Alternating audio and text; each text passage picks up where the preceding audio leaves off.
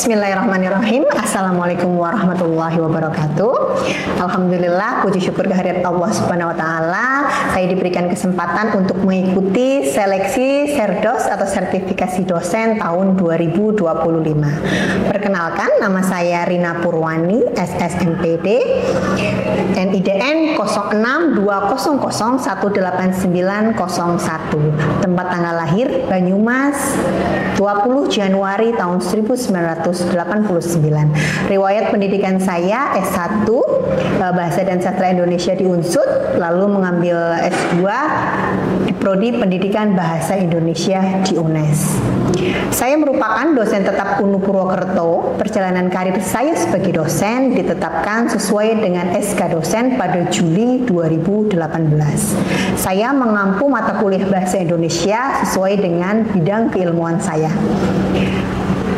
Baik, perkenalkan saya untuk menyampaikan pernyataan diri dalam unjuk kerja Tridharma Perguruan Tinggi. Saya akan menyampaikan terkait identitas mata kuliah, deskripsi mata kuliah, capaian pembelajaran, sub CPMK, materi perkuliahan, metode pembelajaran, dan komponen penilaian.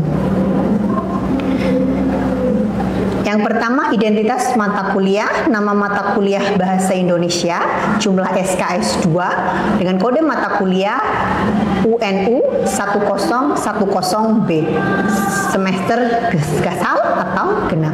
Sifat mata kuliah wajib. Yang kedua, deskripsi mata kuliah. Mata kuliah Bahasa Indonesia merupakan salah satu mata kuliah pengembangan kepribadian yang menekankan pada keterampilan mahasiswa untuk berbahasa yang baik dan benar sesuai dengan konteksnya dan sesuai dengan pedoman ejaan bahasa Indonesia yang berlaku. Mata kuliah ini merupakan mata kuliah wajib universitas yang dapat diambil pada semester gasal atau genap bagi mahasiswa baru di Universitas Nahdlatul Ulama Purwokerto. Untuk referensi, saya menggunakan buku yang disusun oleh saya sendiri yang berjudul Bahasa Indonesia untuk Perguruan Tinggi, ya, yang saya susun dengan tim. Lalu buku lain yang berjudul Komposisi Sebuah Pengantar Kemahiran Berbahasa yang ditulis oleh Gorscraft, dan yang terakhir referensi buku yang diterbitkan oleh Balai Pustaka, yaitu buku Tata Bahasa Baku Bahasa Indonesia. Capaian pembelajaran yang pertama, mengetahui peran bahasa Indonesia dan fungsinya dalam dunia pendidikan, masuk dalam CPL 1. Lalu yang kedua, menjelaskan penggunaan ejaan dan tata bahasa baku sesuai pedoman umum ejaan bahasa Indonesia, masuk dalam CPL 3. Lalu yang ketiga, menerapkan ragam bahasa yang baik dan benar dalam dunia pendidikan dan kerja, masuk dalam CPL 2. Yang keempat, melatih mahasiswa untuk membuat karya tulis ilmiah sesuai dengan pedoman ejaan bahasa Indonesia, masuk dalam kategori CPL 5. Yang terakhir, menjawab dan menampilkan hasil karya tulis ilmiah yang dibuat, masuk dalam CPL 4. Sub CPMK dari capaian pembelajaran adalah yang pertama, mampu menjelaskan peranan, fungsi, dan ragam bahasa Indonesia. Yang kedua, mampu menjelaskan atau menentukan diksi, ejaan yang tepat dalam sebuah kalimat. Lalu mahasiswa mampu menjelaskan kelas kata, frasa, klausa, dan kalimat. Selanjutnya, mahasiswa mampu menjelaskan dan membuat kalimat efektif dalam paragraf. Yang keenam, menentukan jenis paragraf dan menerapkannya dalam karangan. Yang terakhir, mahasiswa menyusun karya tulis ilmiah beserta kutipan dan daftar pustaka. Materi perkuliahan dalam satu semester ada 9 materi yang akan dipelajari oleh mahasiswa. Yang pertama, tentang sejarah, fungsi, dan kedudukan bahasa Indonesia. Yang kedua, tentang ragam atau variasi bahasa. Yang ketiga, tentang diksi atau pilihan kata. Yang keempat, tentang pedoman umum ejaan bahasa Indonesia atau PUEBI. Selanjutnya, kelas kata dalam bahasa Indonesia, lalu ada frasa dan klausa, lalu ada kalimat efektif, Setelah itu ada paragraf, yang terakhir adalah karya tulis ilmiah. Metode yang digunakan dalam pembelajaran yaitu DIA, DIA, kepanjangan dari delivery, interaction, dan assessment. Pada tahap delivery dalam pelaksanaan perkuliahan, pada pertemuan pertama saya akan menjelaskan garis-garis besar perkuliahan sesuai dengan RPS yang telah saya buat. Saya menyampaikan metode atau pendekatan pembelajaran sesuai dengan materi atau topik pembelajaran yang akan dipelajari di kelas. Dengan demikian, mahasiswa diharapkan mampu mencapai capaian pembelajaran setelah materi kuliah selesai. Model pembelajaran yang saya gunakan yaitu model pembelajaran project based learning. Itu menjadikan aktivitas atau kegiatan berbahasa mahasiswa sebagai wahana pembinaan dan pengembangan kemampuan kebahasaan mahasiswa. Yang kedua, model pembelajaran berbasis proyek. Mereka atau mahasiswa dituntut untuk berpikir kreatif, kritis, untuk mempraktikkan pemikiran mandiri. Selain itu, ada diskusi atau tanya jawab dalam perkuliahan. Media yang saya gunakan dalam pembelajaran antara lain ada PowerPoint, ada video, ada email, modul, dan grup WA. Ini untuk memudahkan dengan mahasiswa dalam berkoordinasi atau bisa sharing dengan mahasiswa terkait materi perkuliahan. Lalu tahap interaction, saya wujudkan dengan berinteraksi dengan mahasiswa, berdoa bersama, mengecek kehadiran, dan mengajukan pertanyaan di sela-sela perkuliahan jika ada mahasiswa yang belum bisa memahami atau masih bingung terkait materi perkuliahan bahasa Indonesia.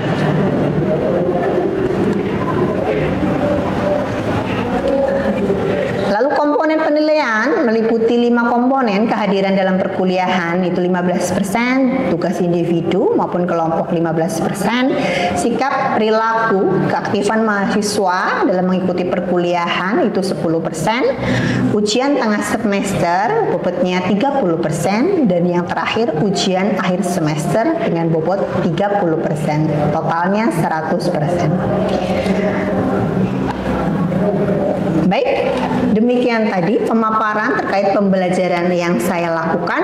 Berikut akan saya tayangkan cuplikan video pembelajaran bahasa Indonesia dengan materi diksi yang saya lakukan secara luring dengan mahasiswa. Terima kasih atas perhatiannya. Akhirul kalam, wallahul muwaffiq ila aqwamit thoriq. Wassalamualaikum warahmatullahi wabarakatuh. Bismillahirrahmanirrahim. Assalamualaikum warahmatullahi wabarakatuh. Alhamdulillahirrahmanirrahim. Pada pagi hari ini kita berjumpa lagi ya dalam kuliahan bahasa Indonesia. Sebelum kita mulai kuliah, saya mau tanya dulu kabarnya hari ini. Apakah sehat semua? Sudah sarapan? Sudah. Oke, masih tetap semangat ya karena pagi-pagi. Baik. Sebelum kita mulai perkuliahan, silahkan dipimpin doa terlebih dahulu ya agar perkuliahan kita diberikan kemudahan, kelancaran, dan keberkahan. Silakan. Sebelum mulai perkuliahan pada pagi hari ini, berdoa mulai.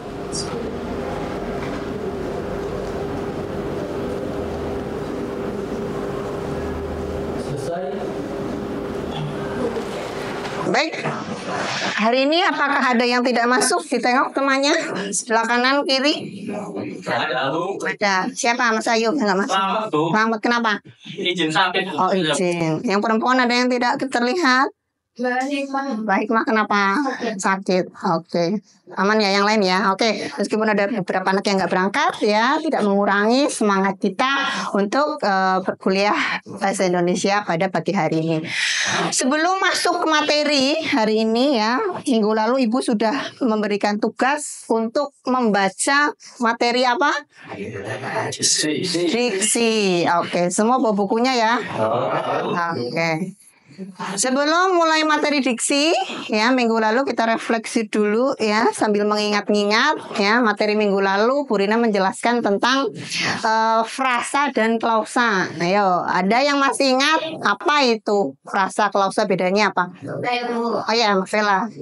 Kalau frasa itu gabungan dua kata yang memiliki makna serta bersifat non predikatif tetapi tidak bisa terdiri menjadi kalimat. Sedangkan klausa adalah sekelompok kata yang terdiri dari subjek dan predikat sehingga bisa menjadi kalimat sederhana. Oke, betul sekali ya. Jadi frasa itu gabungan dua kata atau lebih tapi hanya menduduki satu fungsi saja dalam kalimat ya. Misalnya dia subjek ya subjek saja, predikat saja, objek saja gitu ya. Kalau klausa menduduki dua fungsi, ada subjek, ada predikat ya. Misalnya Bu Rina kasih contoh, saya makan, itu frasa atau klausa? Betul. Kalau sedang makan, frasa ya.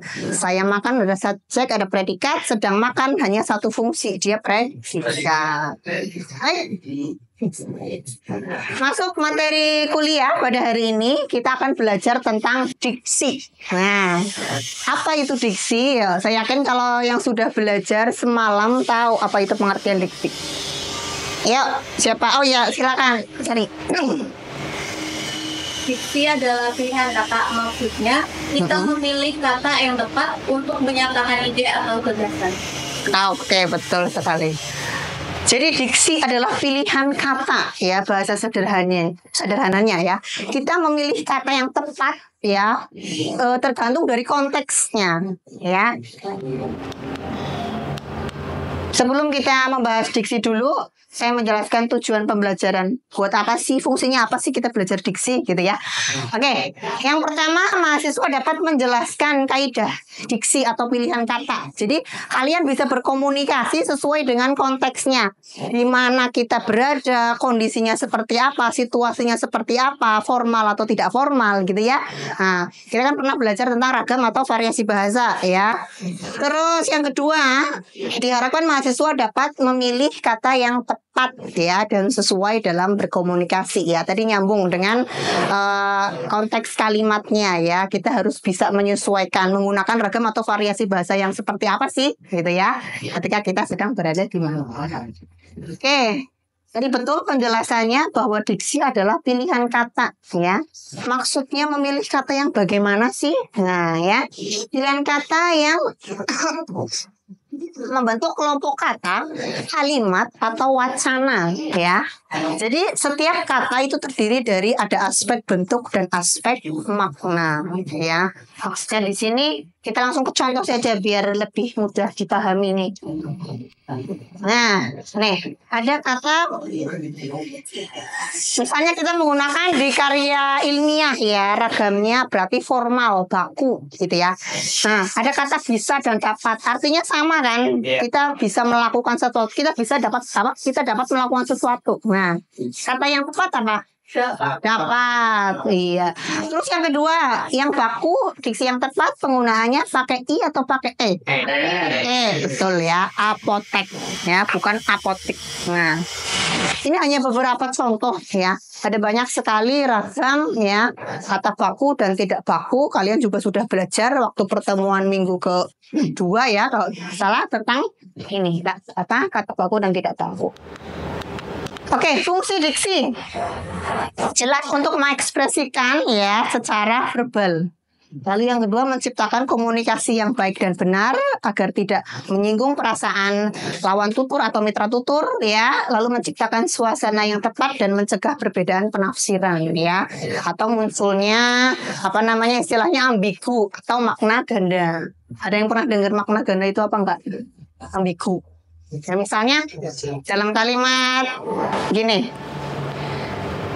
istri perwira yang baru itu, nah dengar kalimat itu, istri perwira yang baru itu, ada penafsirannya dua apa enggak?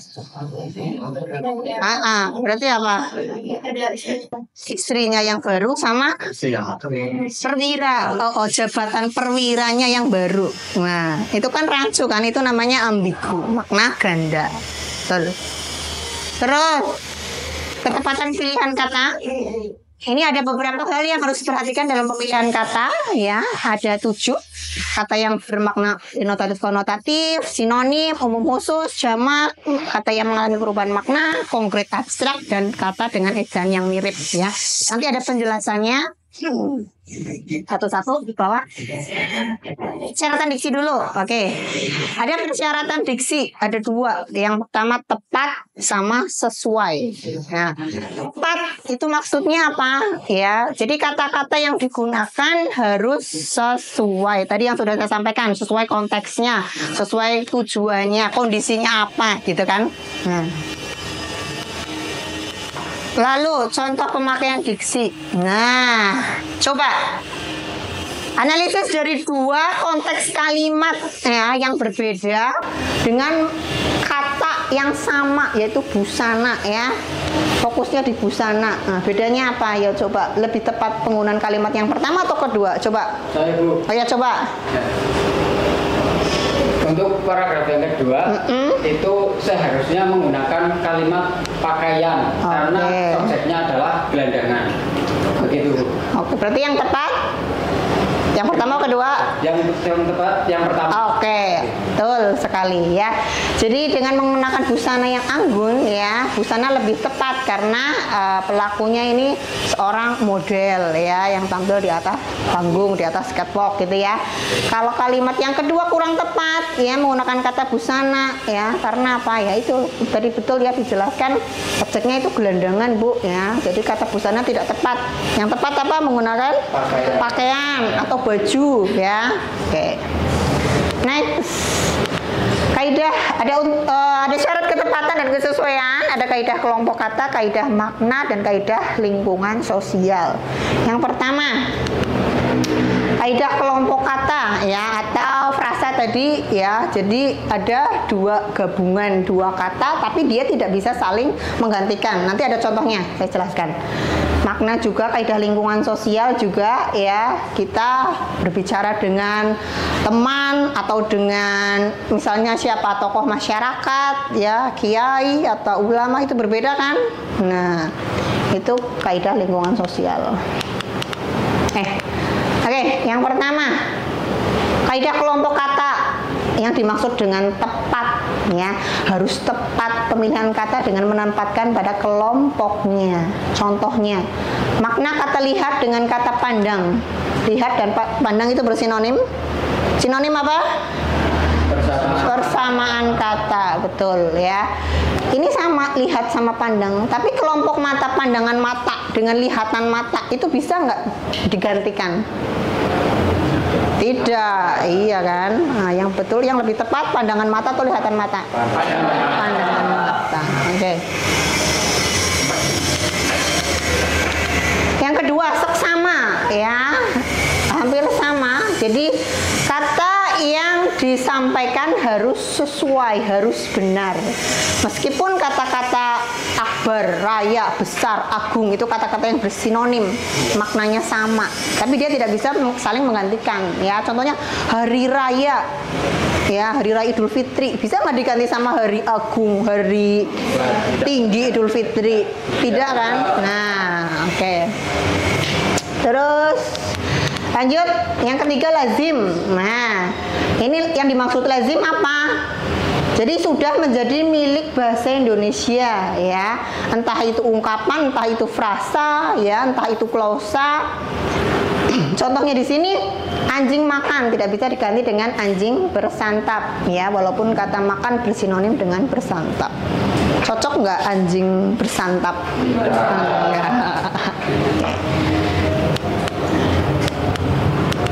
Oke, benar. Nah, sesuai dengan kaidah yang berlaku. Ini hanya beberapa contoh, ya, yang Bu Rina contohkan. Ada kata perusak rumah dan pengrusak rumah. Nah, yang betul apa? Pengrusak atau perusak?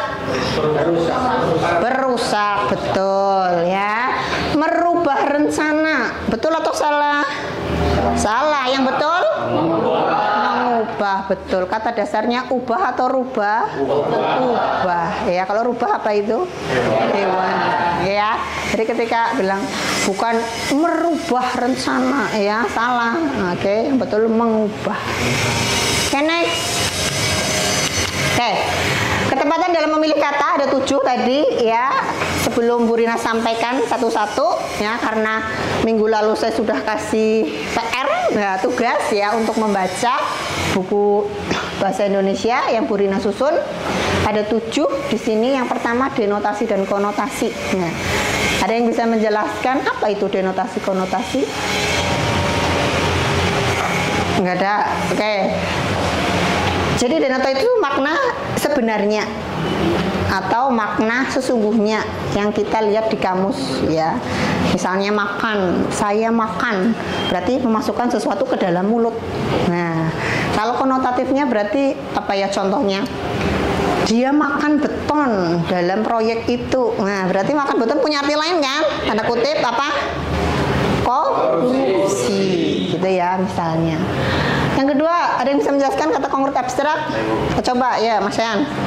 Kata konkret adalah kumpulan kata yang memiliki wujud atau dapat dilihat oleh panca indera. Contoh yaitu kelas ini dicat dengan warna putih. Kalau kata abstrak itu sebaliknya, kata yang kumpulan kata yang tidak memiliki wujud dan tidak dapat dilihat oleh panca indera. Contoh mahasiswa hukum syariah bahagia berada di ruangan ini. Oke, betul. Terima kasih. Ya, jadi konkret itu jelas ruangan ini dicat warna putih gitu ya. Kalau tadi yang abstrak itu contohnya mahasiswa hukum syariah bahagia ya. Ukur kebahagiaan seseorang kan tidak bisa diukur, beda-beda ya. Misalnya apa? Zidan dapat uang 100.000 bahagia misalnya ya. Elvia dapat uang 100.000 nggak bahagia karena udah biasa setiap hari aja jajannya 100.000 gitu ya. Nah, misalnya gitu. Mungkin dilihat dari tingkat ekonomi, berbeda kan? Nah, jadi itu tidak bisa diukur. Setiap kebahagiaan orang-orang itu masing-masing orang itu berbeda. Oke, next kata bersinonim. Nah, coba ayo. Sinonim adalah 2 kata atau lebih yang pada dasarnya mempunyai makna yang sama tetapi bentuknya berlainan. Contohnya ada kata cerdas dan cerdik. Terima kasih. Oke, betul. Terus kata umum khusus. Siapa? Ada yang tahu? Oke, Fuad coba. Kata umum mencakup kata khusus. Kata umum juga dapat disebut sebagai superordinat dan kata khusus adalah subordinat. Contoh kata umum adalah ibu memakai baju berwarna. Nah, itu cakupannya masih terlalu luas. Namun ketika kata tersebut diganti ibu memakai baju berwarna biru, cakupannya sudah khusus yaitu memakai baju biru itu sendiri. Oke, betul sekali ya. Jadi umum itu tentang warna, khususnya itu lebih spesifik. Warna apa? Hijau, merah, kuning ya. Oke, selanjutnya jamak. Mana? Oke, coba Mbak Sofi jelaskan apa itu kata. Kata jamak adalah kata yang lebih dari satu atau banyak. Contohnya adalah siswa-siswa, yaitu siswa yang lebih dari satu atau banyak. Oke. Oke, yang terakhir ada kata yang mengalami perubahan makna. Nah, coba. Jadi yang disebut dengan perubahan makna itu adalah perubahan kata yang mengalami perubahan dalam makna sesuai dengan zamannya. Dan di mana dalam perubahan makna ini ada 2 macam. Yang pertama meluas, dan yang kedua adalah mempersempit. Yang memperluas sendiri itu adalah perubahan makna dalam kata yang memiliki arti yang lebih luas. Contohnya seperti kata kakak. Nah, ini ada kerancuan atau kontaminasi bahasa. Ini hanya ada beberapa contoh ya, penggunaan yang salah. Ada banyak sekali yang lain ya. Untuk sementara waktu itu salah, yang benar untuk beberapa waktu ya. Demi dan untuk gunakan salah satu berhubung karena. Oke. Kata dengan ejaan yang mirip. Oke, ada yang tahu? Coba. Oke, Zidan. Kata dengan ejaan yang mirip. Ada homonim. Homonim berasal dari kata homo yang artinya nama. Homonim dapat diartikan sama nama, sama bunyi, tetapi berbeda makna. Contohnya beruang. Beruang bisa beruang hewan dan juga bisa orang yang beruang. Lalu ada homofon. Homofon yang artinya sama bunyi berbeda makna dan berbeda tulisan. Contohnya bang dengan bang. Bang sebutan kepada seseorang dan juga bang tempat untuk menyimpan uang. Lalu ada homograf. Homograf dapat diartikan kesamaan tulisan, berbeda makna dan berbeda bunyi. Contohnya apel. Apel bisa apel buah dan juga apel pada satu pacaran. Oke, betul sekali Zidan ya. Jadi penggunaan ejaan kata yang mirip ada 3, homonim, homograf, dan homofon ya. Betul, homonim tadi katanya sama, bisa ular, bisa ular ya, racun ular, atau bisa kita dapat melakukan sesuatu ya. Homofon berarti bunyinya sama tapi tulisannya beda ya. Bang untuk panggilan ya, BANG sama BANK ya. Saya mau nabung ke bank BRI, bank BNI ya, bank BTN dan lain sebagainya. Yang terakhir homograf ya, jadi sama tulisan beda bunyi. Betul tadi dicontohkan apel sama apel, tulisannya sama tapi bunyinya beda ya. Apel buah sama apel kalau kita hari Senin ya, misalnya apel pagi gitu ya. Jadi ungkapan atau idiom itu juga termasuk ke dalam konotatif ya, idiom atau ungkapan ya. Panjang tangan bukan berarti tangannya panjang berapa senti sampai semeter, enggak kan? Punya arti khusus apa itu? Betul, iya, suka mencuri. Banting tulang berarti apa? Tulangnya dibanting-banting kah? Oke, bekerja keras, betul sekali gitu ya. Oke. Jadi coba ada yang mau mencoba? Setelah kita belajar diksi, perbaiki penggunaan diksi berikut. Ayo, ada yang mau maju ke depan dapat poin? Oke, coba Elvia, perbaiki. Silakan. Perbaiki penggunaan 2 kalimat. Kenaikan BBM akan dimulai besok pagi ya. Yang betul kenaikan harga BBM dimulai, nggak usah pakai akan ya. Hilangkan, itu tidak tepat penggunaan kata akan. Yang kedua, sidang perceraian artis cantik ini digadang-gadang menjadi sidang perceraian terheboh ya. Perbaikannya menggunakan diksi yang tepat, profesi yang dijalani sesuai dengan kemampuannya ya. Jadi kata digadang-gadang itu tidak perlu ya. Justru itu tidak efektif gitu ya. Oke. Betul. Hari ini itu terakhir kita belajar menggunakan diksi. Nanti ini untuk tugas di rumah. Coba sebelum Bu Rina memberikan simpulan, ada yang mau bertanya, belum paham atau masih bingung di bagian mana materi diksi? Coba Umam, apa yang mau ditanya? Tadi di dalam diksi kan percobaan ada yang namanya itu sinonim, dan sedangkan di dalam bahasa Indonesia itu ada yang namanya antonim. Oke. Nah, mengapa antonim itu tidak termasuk dalam diksi? Oh iya, oke. Ya, jadi sinonim itu kan tadi persamaan ya, masih dalam satu kata bisa, ada yang bisa saling menggantikan, ada yang tidak, maknanya sama gitu kan ya, namanya juga sinonim. Kalau antonim itu kan sudah apa antonim? Lawan kata, sudah benar-benar beda ya, baik buruk ya, pintar bodoh gitu ya misalnya ya. Jadi itu 2 hal atau 2 kata yang benar-benar berbeda penggunaannya, jadi tidak masuk dalam klasifikasi diksi ya, karena orang sudah paham ya, karena itu perbedaan atau lawan kata ya gitu. Jadi kalian nanti di rumah membuat contoh ya, masing-masing satu saja. Denotasi konotasi, kata konkret, kata abstrak, kata bersinonim, kata umum khusus, dan yang terakhir kata jamak ya, masing-masing satu ya. Nanti kita bahas lagi minggu depan, dan ditambah lagi tugasnya dari Bu Rina ya. Coba nanti dibagi, ini soal latihan memperbaiki penggunaan diksi yang tepat ya. Ada multiple choice atau pilihan ganda, kalian pilih ya jawaban yang tepat. Silakan dibagi, nanti minggu depan kita bahas. Oke ya. Jadi itu kesimpulan untuk hari ini, bahwa diksi adalah pemilihan kata yang tepat ya, sesuai dengan konteks kalimatnya. Jadi ya, sesuai dengan situasinya di mana kita berada. Ragamnya juga kita harus sesuaikan, ragam formal kah, non formal kah, gitu ya. Oke, cukup. Tidak ada pertanyaan lagi ya? Oke, tidak ada. Saya sudah paham semua, sudah jelas. Jangan lupa minggu depan tugasnya di Baik, terima kasih ya Bu Rina Hairi untuk perkuliahan pada pagi hari ini. Terima kasih atas perhatiannya. Semoga apa yang kita pelajari bermanfaat. Amin. Akhirul kalam. Wallahul muwaffiq ila aqwamit thoriq. Assalamualaikum warahmatullahi wabarakatuh. Waalaikumsalam warahmatullahi wabarakatuh.